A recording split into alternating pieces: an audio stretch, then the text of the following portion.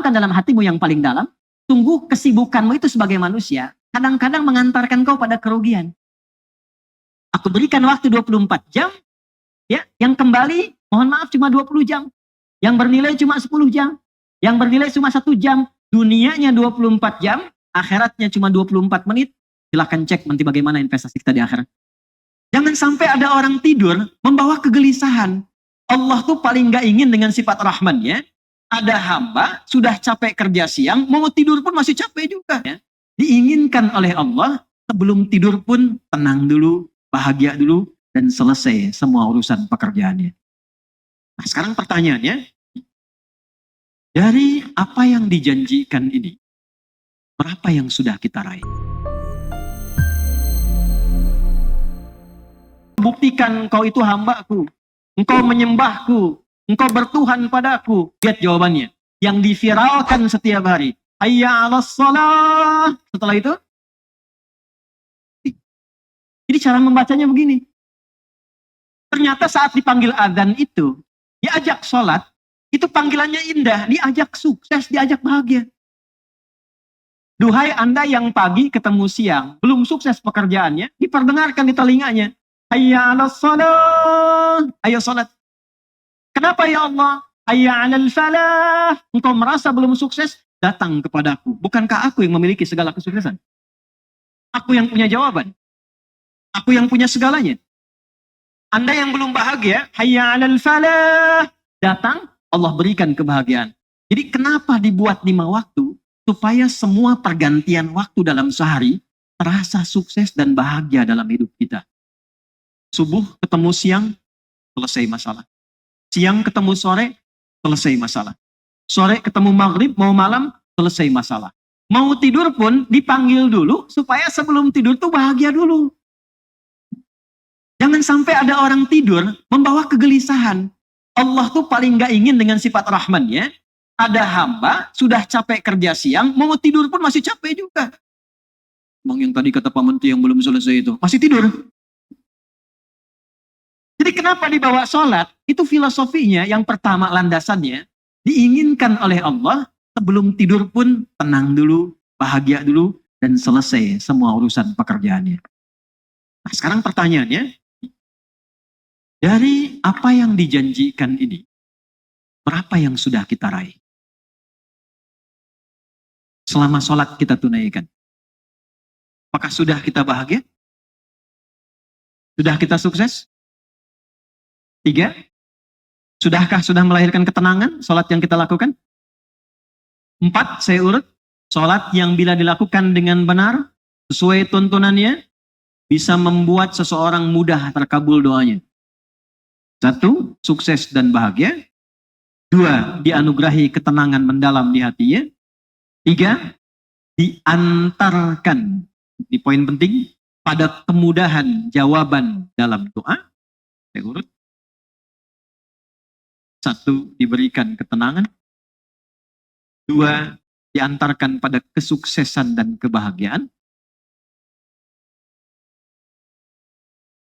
3, diberikan jawaban dari doa dengan cepat. Tiap orang yang sholatnya bagus, doanya itu mustajab. 4, ini mungkin banyak sekali juga diharapkan oleh teman-teman sekalian, dibimbing oleh Allah berubah menjadi pribadi yang lebih baik. Dan yang 5, dibangkitkan di hari kiamat dengan wajah yang berbinar. Bahagia di 3 alam.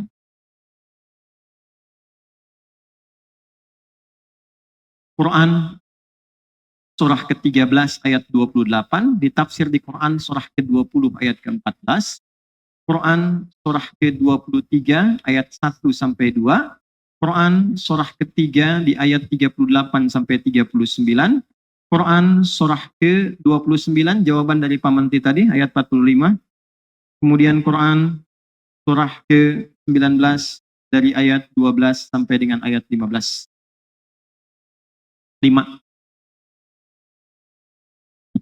Bila sholatnya benar, dijanjikan dalam Al-Quran, semua orang yang sholatnya benar diberikan 5 keistimewaan ini dalam hidupnya, bahkan sampai dia berpulang ke hadirat Allah di akhirat kelak. Pelan-pelan. Dari 5 ini, berapa yang sudah kita capai? Minimal, sesuai dengan tema, ada perubahan karakter, membawa kepribadian kita menjadi lebih baik. Ini yang bagian keempatnya. Jangan-jangan selama ini, maaf, sholat, tapi lisannya masih senang mencela. Bahkan kadang-kadang yang dicela imamnya. Lihat tarawih tuh besok tuh. Mentang-mentang pulang dari Timur Tengah ya, bacaannya Al-Baqarah. Tetangga aja yang pulang dari Mesir bacaannya Kulhu misalnya. Coba dicek tuh. Ya, mohon maaf, sholatnya sama, di masjid juga, Quran yang dibaca sama, pengajiannya sama, kok bisa saling menjatuhkan? Kok bisa bikin hoax? Kok bisa berbuat hal yang keliru? Padahal standarnya orang sholat itu, begitu dia sholat, pasti merubah kepribadiannya menjadi lebih baik. Ya. Quran surah 29 ayat ke-45. Satu ayat ini saja, yang lainnya tidak akan saya kaji. Satu ini saja untuk kita evaluasi sampai dengan siang hari ini, khususnya di masjid ini, berapa manfaat sholat yang sudah dihasilkan selama ini kita sholat berupa perubahan pada karakter kehidupan kita. Utlu ma uhiya ilaika minal kitab wa aqimis sholat innas salata tanha 'anil fahsya wal munkar. Sungguh, tancapkan pada hatimu yang paling dalam.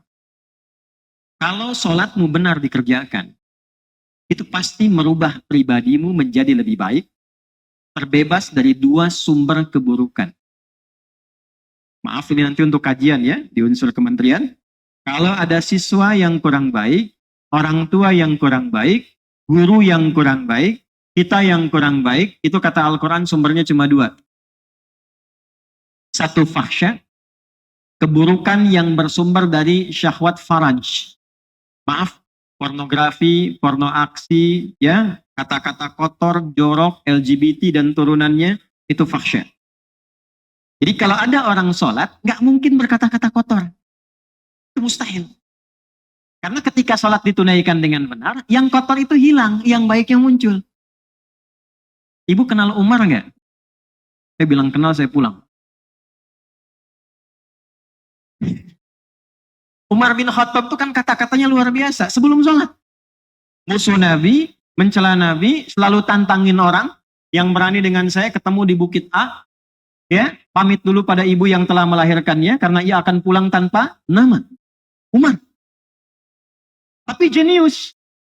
Saat ada musim jualan Tuhan, yang lain pakai, ada yang batu, namanya wasan, ada yang kayu, namanya sonam. Umar itu menggunakan roti. Jenius, jualan Tuhan menggunakan roti. Musim panas, dia keliling, lelah, capek.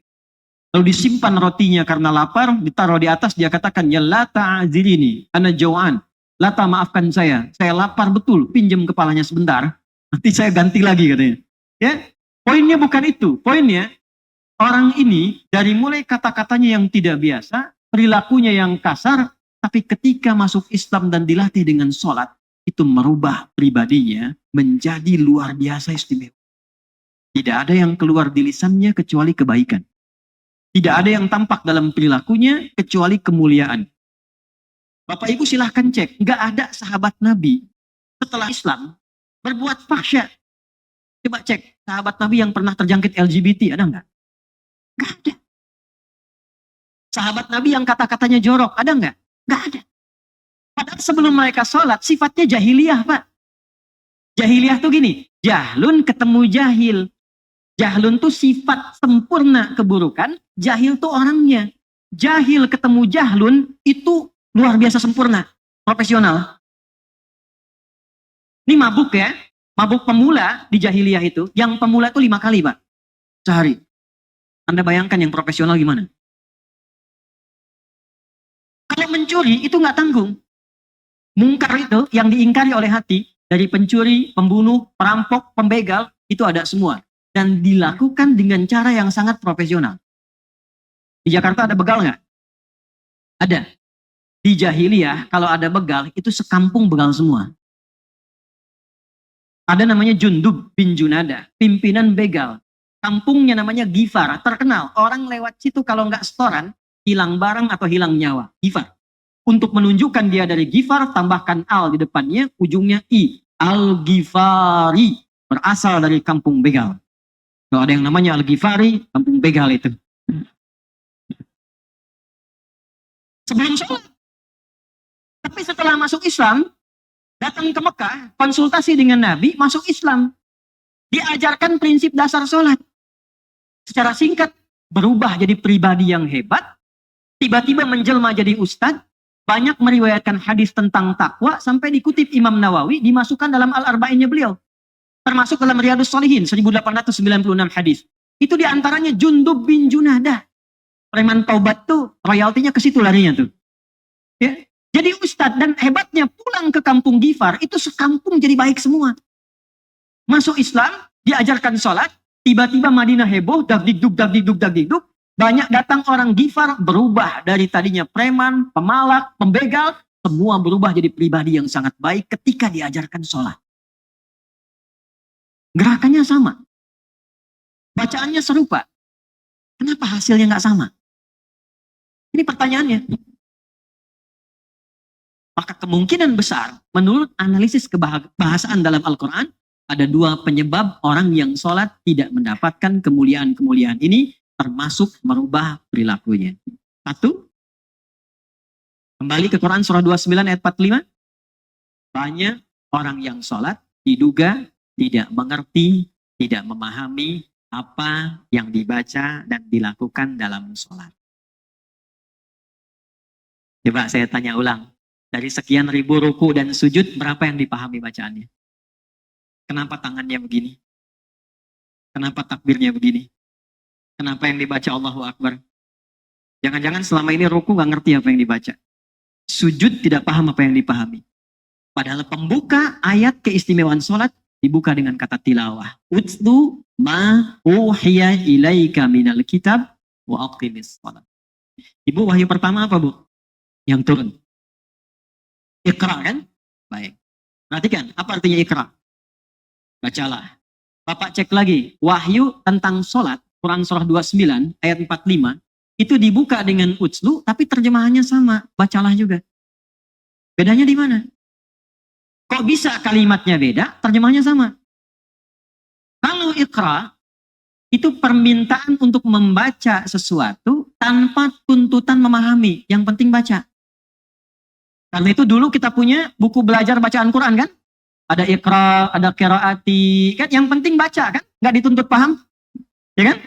A fata a, ba fata ba, fata pa, lam doma lu, apa lu, ya kan? Tapi kan nggak dituntut paham. Kenapa harus paham ini begini? Kenapa itu begitu? Sama di tingkat dasar juga begitu, kan? Bacaan dasar tuh Iqra, qiraah, darasa, ngadaras, tempatnya madrasah.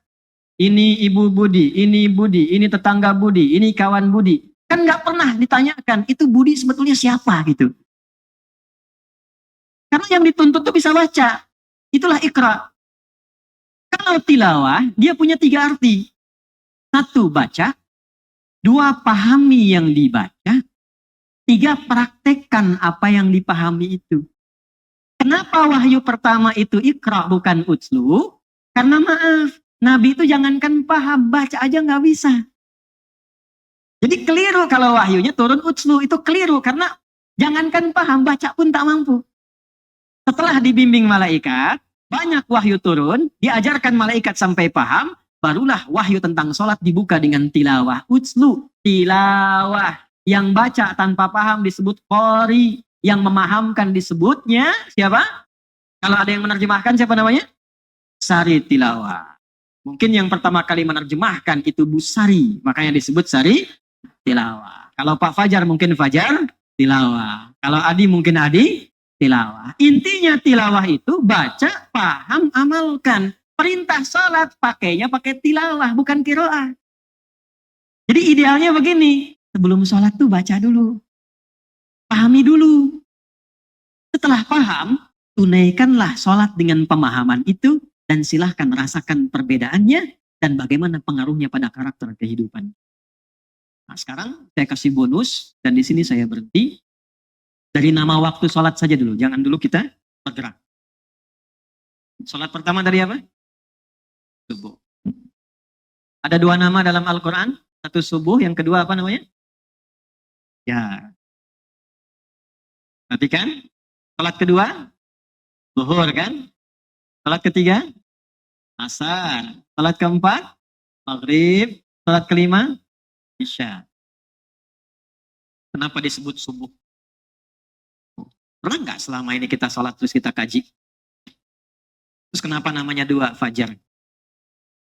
Siang bahasa Arabnya apa? Nahar. Kalau nggak ada hadiahnya cepet tuh. Ya. Siang nahar, tapi kok sholatnya zuhur? Sore bahasa Arabnya apa? Masa, tapi sholatnya kok asar? Maghrib, perpindahan. Malam apa bahasa Arabnya? Lail kan? Lail, lala, lili, lela, layali, jamaknya itu malam. Ibu Leli, ibu malam-malam tuh. Ya? Tapi sholatnya kan isya. Kenapa kok bisa sholatnya isya? Subuh dan turunannya asbah disebutkan 6 kali dalam Al-Quran. Dalam bahasa Arab, kata yang dimulai dengan shad, ba, dan ha, itu bukan hanya menunjuk pada waktu, tapi menunjuk pada rencana yang terukur, yang siap dieksekusi. Planning yang sudah matang, yang siap dikerjakan. Di mana ditemukan dalilnya? Quran surah 81. Ayat berapa? 18. Wasubhi idza tanaffas. Dan aku bersumpah demi waktu subuh, saat awal nafasmu itu bermula, dan disitulah tertata aktivitasmu yang siap dilaksanakan. Jadi kalau orang Arab tanya, kaifa asbahta ya akhi? Itu bukan hanya nanya kabar, tapi juga memberikan isyarat bagaimana kabarmu dan punya rencana apa di hari ini yang akan kamu jalankan. Di orang Islam itu bangun dari tidur, disiapkan sholat subuh, bukan sekedar sholatnya saja. Anda, saya, kita baru bangun tidur, itu sudah ditanya oleh Al-Quran, hari ini punya rencana apa? Nanti jam 4 ada di mana? Jam 5 mengerjakan apa? Malam nanti apa yang akan dilakukan? Dipanggillah kita menunaikan sholat, bukan sekedar datang, tapi membawa agenda yang telah siap kita rencanakan. Dari mana praktek nabinya? Di Sunan Abu Daud. Nomor berapa? 1367. Rawinya siapa? Ibnu Abbas radhiyallahu taala anhuma. Kalau Anda buka kitab Sunan Abu Daud, nomor hadis 1367, rawinya dari sahabat Ibnu Abbas radhiyallahu taala anhuma, itu langsung dipraktekkan dari bangun tidur oleh Nabi SAW. Kana Nabi sallallahu alaihi wasallam, adalah kebiasaan Nabi sallallahu alaihi wasallam, idza staiqadha min naumihi, kalau bangun dari tidurnya, famasaha biyadihi min athari naumih, pertama menghilangkan ngantuk dulu. Enggak langsung baca doa. Bukan saat ngantuk baca sehingga tidak sadar apa yang dibaca. Alhamdulillahilladzi ahyana ba'da ma amatana wa ilaihin nusyur. Bangunnya jam 3 pas amat, melek jam 5. Sadar dulu. Setelah itu apa? Faqara'a khawatima Ali Imran. Maka beliau mengumumkan, membacakan, mengeluarkan 11 ayat terakhir surah Ali Imran sebagai agenda hidupnya dunia sampai akhir. Kalau dibawa ke Kementerian Pendidikan ke sini, subuh itu seakan ingin memberikan kesan apa visi kementerian sampai 5 tahun ke depan misalnya, setidaknya. Kebijakan apa yang mau dibangun? Rencana jangka pendeknya apa? Jangka menengahnya apa? Jangka panjangnya apa? Yang harus dihilangkan jangka saku. Itu subuh. Nah karena itu satu-satunya sholat di dalam Quran yang diminta saat sholat bawa agenda supaya minta pertolongan Allah dimudahkan. Jadi bangun tidur, sudah ada agenda, dipanggil lewat sholat, dalam sujud kita minta kemudahan. Ya Allah, mudahkan urusanku hari ini, lancarkan urusanku, lindungi dari hal-hal yang merusak, lindungi dari hal-hal yang menyulitkan. Itu bahasa Arabnya disebut dengan Quran. Ada Al-Quran, ada Quran, itu beda. Al-Quran itu dari Al-Fatihah sampai An-Nas. Kalau Quran semua bacaan yang kita sampaikan, zikir, istighfar, doa, permohonan, semua disebut dengan Quran. Khusus sholat subuh, saat cahaya fajar membelah kegelapan malam, datang subuh, kita tidak hanya diminta sholat, tapi diminta oleh Allah membawa agenda yang telah kita siapkan di hari. Di mana dalilnya? Surah ke-17, Isra. Ayat berapa? 78. Quran surah 17, ayat 78. Aqimis sholata liduluki syamsi ila ghasaqil laili wa qur'anal fajr. Inna qur'anal fajri kana mashhuda. Tunaikan olehmu salat. Salatnya disebut dari tergelincir matahari, zuhur, asar, ghasaqil laili, maghrib, isya. Salatnya. Tapi begitu fajar, wa qur'anal fajr. Jangan sekedar salat. Agenda kamu hari ini apa? Kau mau kemana? Allah Maha tahu, tapi kita ditanya balik. Sudah terencana belum agenda hari ini? Tuh anak-anak muda, kapan lulus kuliah? Berapa IPK-nya? Kapan nikah? Ayo. Insya Allah yang belum kiamat kurang 2 hari lah. Ya. Jadi orang sukses itu orang yang punya planning. Kalau Anda nggak punya planning, itu hilang setengah kesuksesan. Bukan bagaimana nanti bagaimana. Quran sudah tanya dari awal. Bangun tidur, coba siapkan agendanya. Bangun tidurku terus, ayo mandi sana tuh. Duduk dulu, hilangkan bekas ngantuk, siapkan agenda. Siapkan dulu. Mandi tapi nggak ada agenda, itu kosong dalam pandangan Nabi itu. Setelah itu cek, cepat, duhur. Apa duhur artinya? Jelas, terang, idhar, baca dengan jelas. Sampai siang sudah jelas belum hasilnya? Anda yang kerja sampai hari di kementerian, tadi evaluasi belum sampai siang? Selesai nggak tugas? Jangan dibesokin. Kalau bisa dioptimalkan, perjelas hasilnya. Optimalkan evaluasi sampai tengah hari, masa kerja dari pagi sampai siang nggak ada hasilnya. Rapikan filenya. Tapi pertanyaan besarnya, apakah pekerjaan Anda juga membawa pada kebahagiaan akhirat? Berapa yang sedang bertugas di kementerian ini, yang juga berinvestasi untuk akhiratnya sebagai bekal pulang? Pemilik Fajar sudah meninggal orangnya, karyanya masih ada masjid. Setidaknya apa yang kita kerjakan, niatkan sebagai ibadah. Selesai pekerjaan, ada legasi yang kita dapatkan. Tuh, setiap duhur itu datang ke masjid, tanya balik. Kalau saya meninggal, pekerjaan saya ini punya nilai nggak di hadapan Allah? 3. Kalau cuma berpikir dunia, dan tidak disiapkan pekerjaan kita menjadi baik dalam pandangan Allah, maka akhirat tak ada nilainya. Pekerjaan disebut amal. Disebut baik dalam pandangan Allah, disifati dengan soleh namanya. Maka amal ketemu soleh. Anda yang sibuk beraktivitas, nama manusianya disebut insan. Dari 5 nama. Ins, Bashar, Insan, Nas, Bani Adam. Nama yang menunjuk pada aktivitas kesibukan kita namanya insan. Maka muncul surat Asr, surah 103. Wal asr, innal insana lafi khusr. Innal ladhina amanu wa amilus salihat. Aku bersumpah demi kesempatan yang aku berikan pada manusia yang merasa sibuk dalam hidupnya. Innal insana lafi khusr. Tanamkan dalam hatimu yang paling dalam. Tunggu kesibukanmu itu sebagai manusia. Kadang-kadang mengantarkan kau pada kerugian. Aku berikan waktu 24 jam. Ya, yang kembali, mohon maaf cuma 20 jam. Yang bernilai cuma 10 jam. Yang bernilai cuma 1 jam. Dunianya 24 jam. Akhiratnya cuma 24 menit. Silahkan cek nanti bagaimana investasi kita di akhirat. Maka kerjanya tetap sama. Anda ke kementerian juga. Di tempat yang sama, dengan komputer yang sama, dengan meja yang sama. Cuma niatkan semua pengabdian kita untuk bangsa dan negara sebagai ibadah kepada Allah Subhanahu wa ta'ala. Maka dicatatlah itu sebagai ibadah. Ibu merawat anak itu karena cinta atau karena Allah? Masa?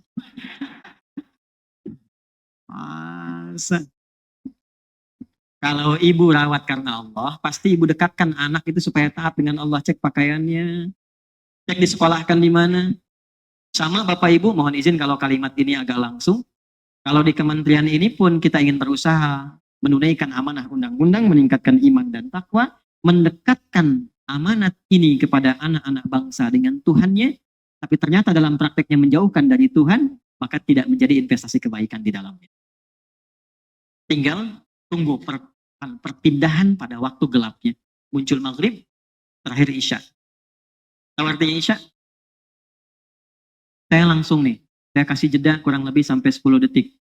Umrah bintang 5 di Mekah dan di Madinah. Apa artinya isya? 1, 2, malam sampai Cengkareng. 5, 6. Gak usah di Google, gak akan ketemu.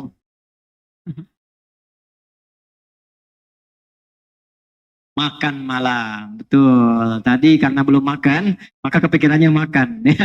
Bukan. Nah, waktu habis. Isya. Jadi gini, nanti kalau saya alhamdulillah kemarin Prof pengukurannya tuh di gramatikal bahasa Arab. Jadi Quran itu termasuk di bahasa Arab itu ada 12 juta entry termasuk harokatnya. Fathah, kasrah, dhammah termasuk sukun tuh ada maknanya. Termasuk sukun.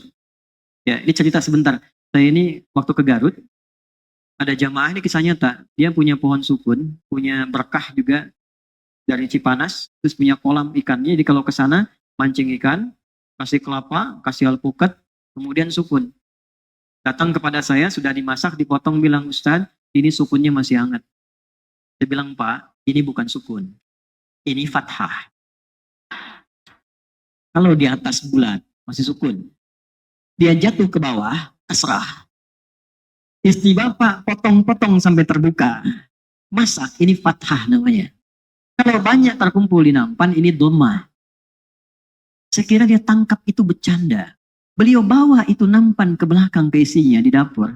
Beliau katakan, Mama, kata Pak Ustadz ini bukan sukun. Apa Pak? Fathah. Ada Asya, pakai fathah. Ada Isya, pakai kasrah. Kalau sesuatu yang terbuka, fathah, itu menunjukkan makna yang masih aktif. Berinteraksi, sibuk. Makanya Asya, Aisyu, Aisyan, lil-bahth anil ma'isyah. Kita ini hidup untuk mencari kesibukan guna mendapatkan pemenuhan kebutuhan. Namanya ma'isyah. Aish hidupnya, Asya aktivitasnya. Kalau harakatnya sudah turun ke kasrah, khafad, pecah, habis, itu artinya selesai semua kegiatan, tugasnya selesai, purna selesai, dan semua kesibukan tuntas. Kenapa sholat terakhir disebut dengan Isya? Membuka kegelapan malam sebelum mata terpejam, ingin memberikan pesan yang dalam bahwa pastikan semua pekerjaanmu itu punya nilai. Baik untuk duniamu, sukses juga untuk akhiratmu, sebelum matamu terpejam. Sebab sesibuk apapun kau bertugas, pada akhirnya semua itu akan tuntas dan tinggal kewajiban kita untuk dihisab kembali kepada Allah Subhanahu wa taala. Jadi, kalau kita menatap dan memaknai semua waktu sholat itu seperti ini, pasti akan berpengaruh pada karakter pribadi kita. Ada sesuatu yang berubah. Bangun subuh sudah nyiapkan agenda, zuhur sudah evaluasi, tingkatkan semangat kerja, sampai asar jadi pribadi yang bermanfaat, dari ujung kepala sampai ujung kaki. Maghrib mulai berpikir bagaimana kalau ini berpejam, berakhir kehidupan saya terpejam untuk selamanya. Berapa yang kita dapatkan dari semua itu? Ini kita belum sholat, baru dikasih waktu, takbir aja kan belum. Kenapa tangannya begini? Kenapa kakinya itu tidak terlampau lebar? Kenapa tidak terlampau rapat? Kenapa harus sejajar dengan bahu? Itu ada maknanya. Abdurrahman bin Auf mempraktekkan berdiri seperti ini saja, dipraktekkan dalam hidupnya. Hasil riset kami terakhir, itu merubah hidupnya, terbimbing bisnisnya, sampai jadi orang paling kaya di masanya. Valuasi asetnya kurang lebih 14.000 triliun saat beliau wafat. Cuma dari berdiri, mempraktekkan makna itu. Jadi kalau kita bicara tentang manfaat sholat pada perubahan karakter, kita di-challenge oleh Quran untuk kembali memahami semua yang terkait dengan sholat, bukan sekedar menunaikan, membacakan, tanpa mengetahui dan mengerti apa yang kita lakukan dalam sholat kita. Tapi tolong catat ya, kalaupun sholat tanpa paham, sah. Hukum selesai. Nggak ada dosa, pahala dituliskan sesuai keikhlasan. Tapi manfaat kehidupannya tidak dapat. Itu maksudnya.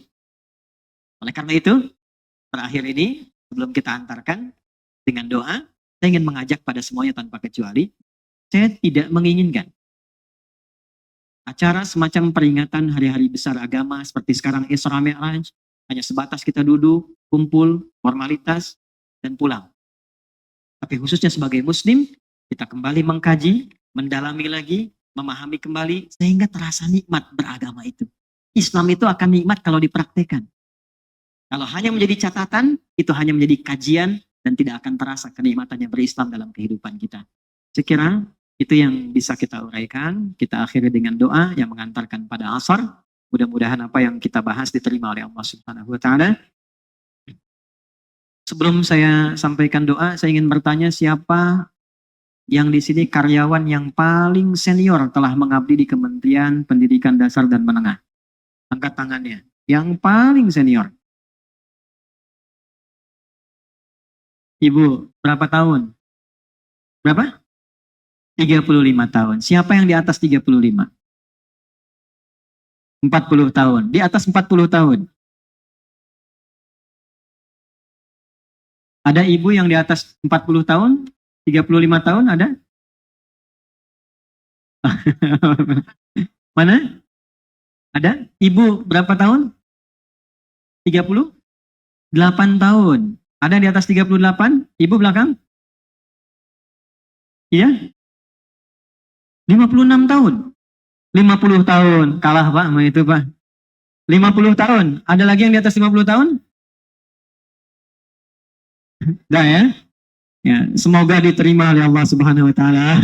Itu teriring dengan doa itu kita berikan hadiah menunaikan ibadah umrah. Nah, insya Allah ya kalau diizinkan. Oh, bukan di sini, nggak jadi ya Bu. Memang nasib itu begitu kadang-kadang.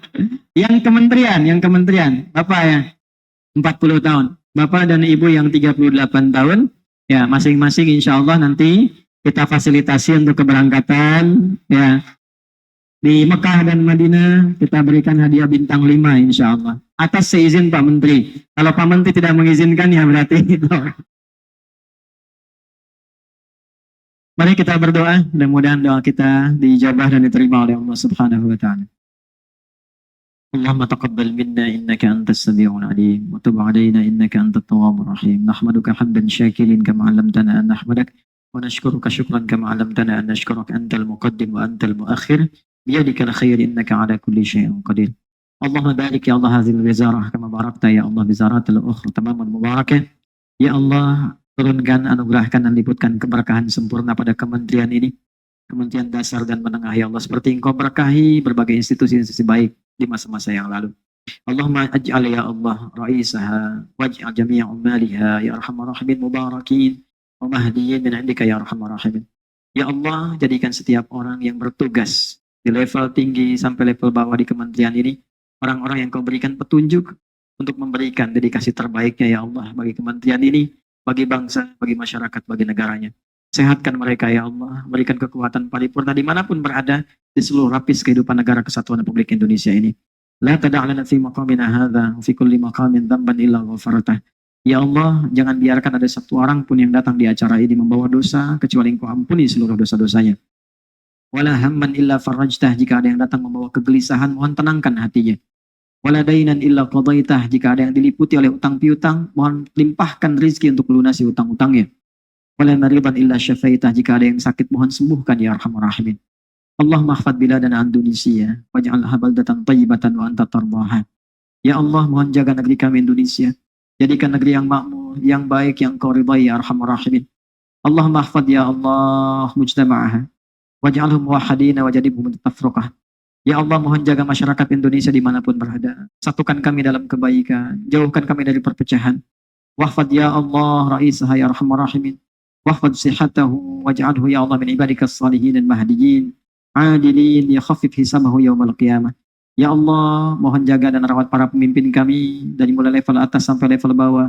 Jaga kesehatan mereka, kuatkan mereka dalam memimpin bangsa ini, berikan kemampuan untuk bersikap adil yang meringankan hisab mereka di akhirat kelak. Allahumma barik ya Allah kullal asatidah fi jami'i buqa' Indonesia. Allahumma ya Allah fasih lahum ya Allah rizqahum ya arhamar rahimin. Wasbir lahum ya arhamar rahimin. Ya Allah, mohon berikan kesejahteraan, kebaikan, keberkahan para guru-guru di seluruh wilayah Indonesia ini. Ya Allah, lapangkan kehidupan mereka, ikhlaskan mereka dalam berdakwah, berikan kemampuan pada bangsa ini untuk mensejahterakan mereka ya Rabbal Alamin. Allahumma Rabbana atina fid dunya hasanah wa fil akhirati hasanah wa qina adzabannar.